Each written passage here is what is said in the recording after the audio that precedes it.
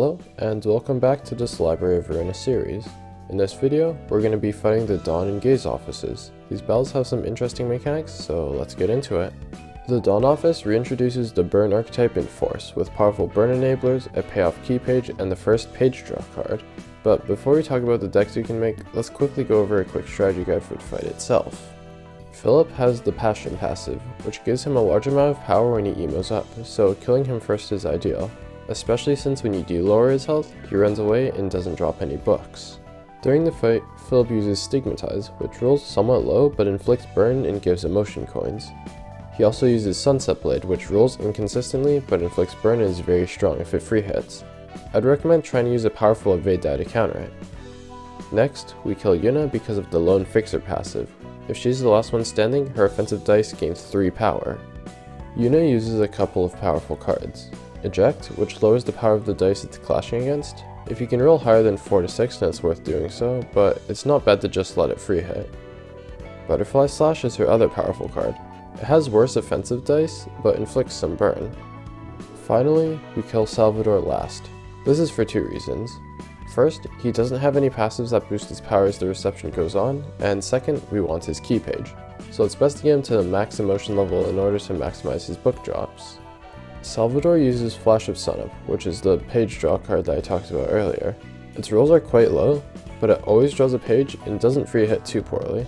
Additionally, if you somehow manage to lose against the evade die, you're also quite likely to lose against the next die. The more interesting card to talk about is Crack of Dawn, which has a very powerful slash die on too. There aren't too many great counters for it right now, as the only cards with block die on 2 are either terrible or defensive focused cards. But it might be worth bringing one in just to counter it, but I'd rather just let it free hit. One thing to note is that it gives protection to 2 allies, so you'll be doing less damage next scene. The last card in this reception is Handle Request. The card has good rolls, but it suffers from being a 0 cost because you're rarely going to want to cast it in order to maximize your light usage and limited deck space. Actions per scene are limited and valuable, so using a weak non-utility page is usually a bad idea. Putting that aside, let's quickly talk about building a Salvador burn deck. Now that we have page draw, we can run a deck that consistently has gas by running 3 page draw cards in the deck. The light regen pages are still fairly weak, but we can work around that by having a lower light curve so we only need to run 2 instead of the 3 that is typical later in the game. Of course, we gotta run Crack of Dawn. It's a very powerful bomb that fills the same slot as Tailwing for cheaper. This leaves us with 3 slots to put in whatever you want. I would say that the best value cards right now are Feast, Sunset Blade, and Butterfly Slash. I personally run 2 Sunset Blade and 1 Feast, as Butterfly Slash has poor rolls compared to Feast, and the block die on 2 is worse than on 1, especially since Crack of Dawn somewhat fills the role of mitigating power dice on 2 by simply outrolling them. Alternatively, if you want a deck that is much stronger early but runs out of fuel quickly, then I would try something like this. 3 Sunset Blade for free hitting, 1 Flash of Sunup to refill somewhat, 1 Light Regen as is the norm of this type of deck, 1 Crack of Dawn because it's a powerful bomb, 1 Tailing for another huge clash winner, and 2 Feasts to round out the build. Now that we're done with that, let's move on to the Gaze office. This office specializes in paralysis, and most of the cards either apply or benefit from paralysis. Bono's key card is Binding Arms, which gets cheaper every time they cast it. A block on 1 is a simple and effective counter to it.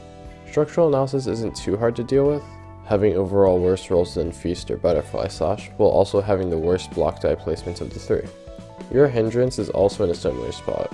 Its rolls are comparable to Flash of Sunup, slightly higher even, but it doesn't draw a page, so it's way worse. You might be noticing a theme because Unavoidable Gaze is pretty much a worse version of Rapid Steps, and Electric Shock is a side grade to Full Stop to Life, trading half a power and a fragile for 2 paralysis.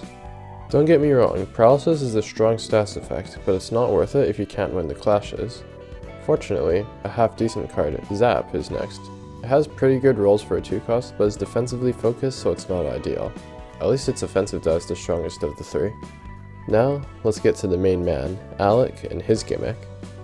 Observe gives 3 strength for the next scene on use. Its rolls are fairly weak though, losing to most 2 cost cards that you have available right now. But 3 strength is a very powerful boon indeed, especially when combined with a card like Opportunity Spotted, which is a 1 cost with 3 offensive dice. Of course, these dice are also very weak, but if you add some strength and a paralysis on the target, it'll be rolling 5 to 6 on those 3 offensive dice, which is obviously bonkers, when it clashes against most 2 costs. Unfortunately, I think that Salvador's burn focused deck is more consistent than any current iteration of the Opportunity Spotted deck that you can make. At least Opportunity Spotted sees some play in the later stages of the game in many cheese strategies, as it's the cheapest way to get 4 dice and it guarantees 3 emotion coins on a free hit. Observe can be potentially slotted in, but since the light regen cards are still weak, it might be hard to justify the weak rolls on your most expensive cards. In the next video, we're going to be starting the next row of Urban Plague, starting with the Kurakumo clan and the Musicians of Bremen. I'll see you soon, and as always, thank you for watching.